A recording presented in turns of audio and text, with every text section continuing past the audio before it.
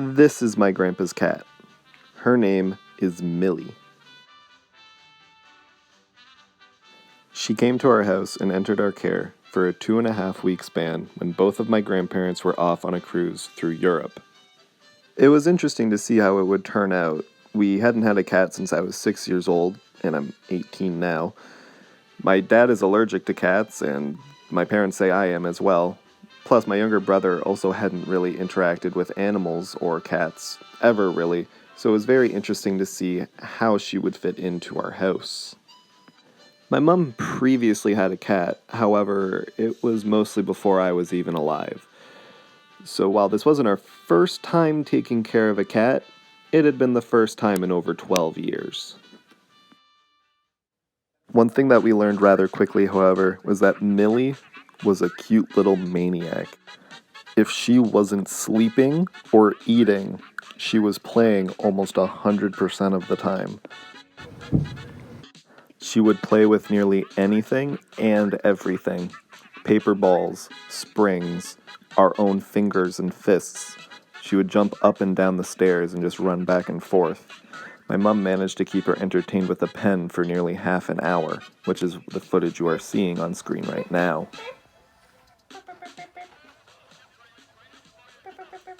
However, above all else, paper balls were by far her favorite toy to play with.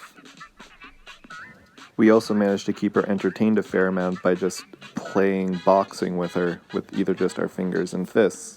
She would go pretty hard after it, and it would tire her out pretty well, and she would go for quite a while.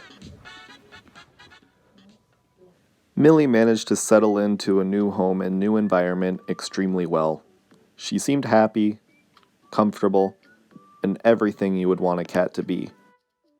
It was quite fun and interesting to just follow her around her daily routine and just see how she lives her life. However, just as the routine seemed to be set, Come here, Millie. Come here.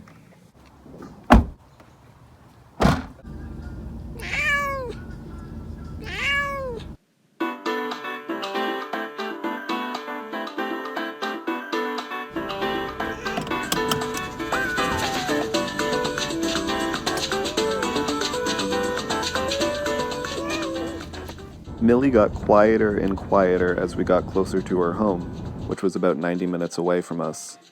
She meowed pretty much consecutively for the first 80 minutes, yet curiously stopped with about 10 minutes to go, almost as if she knew that the trek was almost done. However, when we finally pulled into my grandparents' house, she became silent for the first time all trip. She was about to finally get home.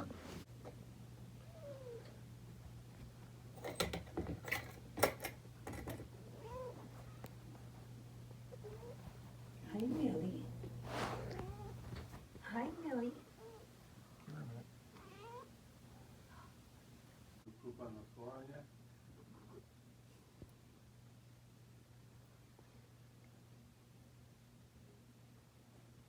Remember this place? Do you? Millie seemed overjoyed to be home, and after sniffing around the place for a few minutes, I think she very quickly realized where she was. She almost pranced around the house as she reacquainted herself with her surroundings.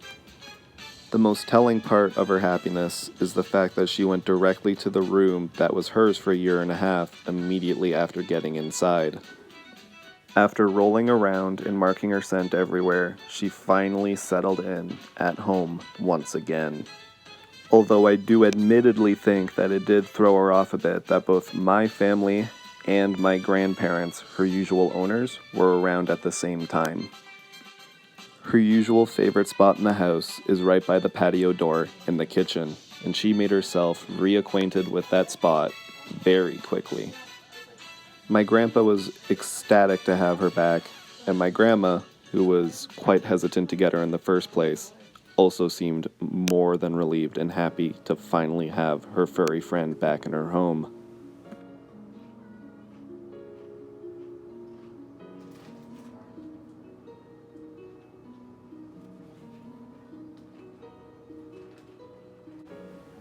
Millie is a ragdoll cat, which by breed is incredibly attached to its owners, so I think she was very happy to finally be reunited with them after 2.5 weeks.